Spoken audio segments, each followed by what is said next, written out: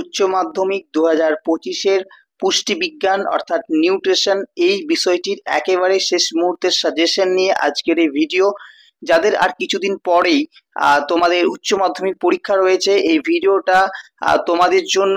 আজকের এই ভিডিওতে সম্পূর্ণ পুষ্টিবিজ্ঞান থেকে অধ্যায় ভিত্তিক সাজেশন, সবচেয়ে গুরুত্বপূর্ণ যে সমস্ত প্রশ্নগুলি এবছর একেবারেই পরীক্ষায় আসার মতো সেই প্রশ্নগুলি তোমাদের সামনে তুলে ধরবো।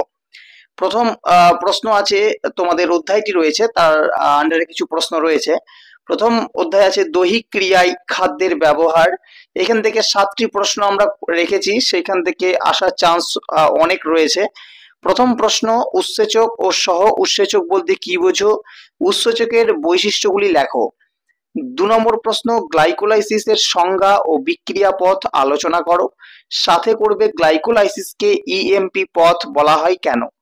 3 নম্বর প্রশ্ন, কোরি চক্রটি বর্ণনা করো। 4 নম্বর প্রশ্ন, প্রোস্টিক নালীতে কার্বোহাইড্রেটের পরিপাক প্রক্রিয়া বর্ণনা করো।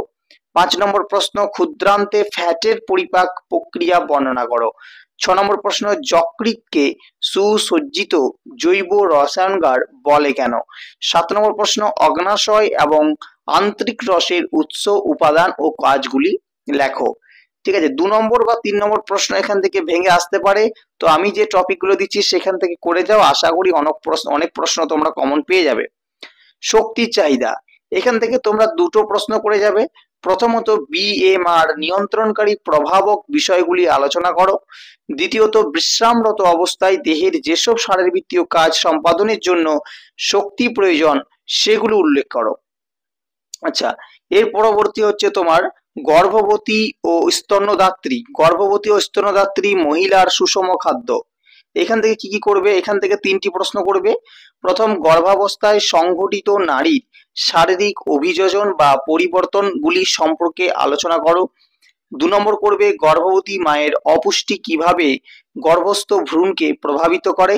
3 নম্বর, একজন গর্ভবতী মহিলার খাদ্য তালিকায় উপস্থিত বিভিন্ন খাদ্য উপাদানগুলির ভূমিকা লেখো। এরপর হচ্ছে শিশুদের খাদ্য। এখান থেকে প্রথম প্রশ্ন করবে মাতৃদুগ্ধ ও গোদুগ্ধের মধ্যে পার্থক্য লেখো। 2 নম্বর হচ্ছে উইনিং বা বদলি খাদ্যাভ্যাস সম্পর্কে যা জানো লেখো। 3 নম্বর, মাতৃদুগ্ধের রোগ প্রতিরোধকারী উপাদানগুলি সম্পর্কে আলোচনা করো। 4 নম্বর, কোলেস্ট্রামের পুষ্টিমূল্য লেখো। এর পরবর্তী, শিশুদের ত্রুটিপূর্ণ আহার অপুষ্টির কারণ। এখান থেকে 2টো করে যাবে। প্রথমত, শিশুর আহার সম্পর্কিত বিভিন্ন সমস্যাগুলি আলোচনা করো। দ্বিতীয়ত, ত্রুটিপূর্ণ বদলি খাদ্যাভ্যাস অপুষ্টির কারণ, উক্তিটির যথার্থতা বিচার করো। এর পরবর্তী হচ্ছে তোমার সরল পথ্য প্রস্তুতি। এখান থেকে প্রথম করবে ডিজিজ ডিউ টু হারি ওয়ারি অ্যান্ড কারি, কোন রোগকে বলা হয়, এই রোগের কারণগুলি কি কি, এই রোগে আক্রান্ত ব্যক্তির গ্রহণীয় ও বর্জনীয় খাদ্যগুলি লেখো। 2 নম্বর করবে ডায়াবেটিস রোগের কারণ, লক্ষণ এবং এই রোগ নিয়ন্ত্রণের উপায় এবং শ্রেণীবিভাগ আলোচনা করো। 3 নম্বর প্রশ্ন, দীর্ঘদিন ধরে রক্তে গ্লুকোজের মাত্রা বেশি থাকলে কি কি সমস্যার সৃষ্টি হয় সেই সম্পর্কে আলোচনা করো। 4 নম্বর প্রশ্ন, অবশেষহীন পথ্য কি, সাথে করবে কোন রোগে এই ধরনের পথ্য দেওয়া হয়। অবশেষহীন পথ্যের একটি আদর্শ খাদ্য তালিকা লেখো। 5 নম্বর প্রশ্ন, স্থূলতার জটিলতা সম্পর্কে লেখো। একজন মেদবহুল প্রাপ্তবয়স্ক ব্যক্তির খাদ্য পরিকল্পনা করো। 6 নম্বর প্রশ্ন, টিউব ফিডিং কি, এর প্রয়োজনীয়তা কি, সাথে করবে টিউব ফিডিং এর সুবিধা লেখো। আচ্ছা, এর পরবর্তী হচ্ছে তোমার খাদ্য সংরক্ষণের পদ্ধতি। এখান থেকে 2টোর ওপর করে যাবে। প্রথম, ফল এবং মাছ সংরক্ষণের বাণিজ্যিক পদ্ধতিগুলি লেখো। দ্বিতীয়ত, পাস্তুরাইজেশন ও স্টেরিলাইজেশন মধ্যে পার্থক্য লেখো। পরবর্তী অধ্যায় ভারতে পুষ্টির অভাবজনিত সাধারণ রোগসমূহ। প্রথমেই করবে ম্যারাসমাস ও কোয়াশিওকারের মধ্যে পার্থক্য। দ্বিতীয় করবে থাইরয়েড হরমোন গঠনে I2 এর ভূমিকা। 3 নম্বর করবে PEM বা প্রোটিন এনার্জি ম্যালনিউট্রিশনের কারণগুলি কি।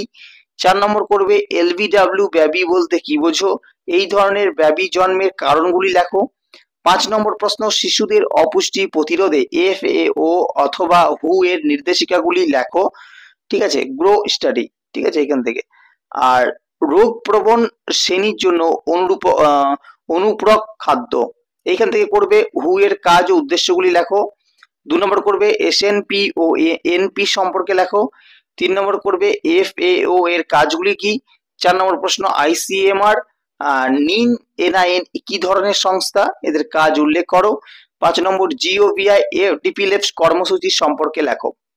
এর সাথে একটা প্রশ্ন তোমরা অবশ্যই করে যাবে, তা হলো কোন রোগ প্রতিরোধে আইএফ এর ট্যাবলেট বিতরণ করা হয়। সাথে করবে এই রোগ প্রতিরোধে সরকার যে কর্মসূচি গ্রহণ করেছে তার সম্পর্কে সংক্ষেপে আলোচনা করো। আচ্ছা, এর পরবর্তী হচ্ছে তোমার রন্ধন প্রদর্শন সহ সমাজের জন্য পুষ্টি শিক্ষা। এই অধ্যায় থেকে তোমরা করে যাবে পুষ্টি শিক্ষা প্রদানের বিভিন্ন পদ্ধতিগুলি সম্পর্কে আলোচনা। 2 নম্বর পুষ্টি শিক্ষায় দর্শন ও শ্রবণ উপকরণের ভূমিকা অথবা এভিএ সম্পর্কে আলোচনা। এর পরবর্তী রয়েছে পরিবারের খাদ্য গ্রহণ ও খাদ্যাভ্যাস সমীক্ষার পদ্ধতি। এখান থেকে তোমরা 4টি প্রশ্ন করবে। প্রথম, খাদ্য বা পথ্য সমীক্ষার পুরাতন ও আধুনিক 3টি পদ্ধতি সম্পর্কে আলোচনা করো। 2 নম্বর খাদ্য সমীক্ষার উদ্দেশ্যগুলি লেখো।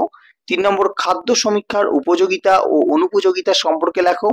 4 নম্বর পিএফএ কি, পিএফএ অনুযায়ী ভেজাল খাদ্যের বৈশিষ্ট্যগুলি উল্লেখ করো।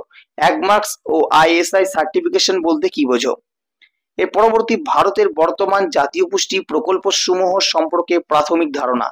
এখান থেকে একটা বিষয় ভালোভাবে করে যাবে, তাহলে পুষ্টিগত অন্ধত্ব প্রতিরোধক ন্যাশনাল প্রোফাইলারিক্স প্রোগ্রাম সম্পর্কে সংক্ষেপে আলোচনা। এর পরবর্তী একেবারে শেষ অধ্যায়ে আমরা চলে এসেছি, খাদ্য মূল্য তালিকার ব্যবহার ও খাদ্যদ্রব্যের পুষ্টি মূল্য নির্ণয়। খাদ্য মূল্যের পুষ্টি মূল্য নির্ণয় এটা আশা করি তোমরা শিখেছো, অবশ্যই দেখে যাবে। প্রথম প্রশ্ন এখানে করে যাবে যে খাদ্য বিনিময় তালিকা কি, এই তালিকা কি কাজে লাগে, এই তালিকার গুরুত্ব আলোচনা করো। 2 নম্বর প্রশ্ন খাদ্য মূল্য তালিকা ও খাদ্য বিনিময় তালিকার মধ্যে পার্থক্য। ঠিক আছে, এই প্রশ্নটা করে যাবে। আর সাথে যেটা বললাম দ্রব্যের পুষ্টি মূল্য নির্ণয়। এই কটা প্রশ্ন করে গেলে আমার মনে হয় কিন্তু অধিকাংশ প্রশ্ন তোমাদের উচ্চ মাধ্যমিক পরীক্ষায় পুষ্টিবিজ্ঞানে কমন তোমরা পেয়ে যাবে। কখনোই বলবো না যে একেবারে 100% অর্থাৎ সমস্ত প্রশ্ন কমন পাবে, এটা কখনোই বলবো না।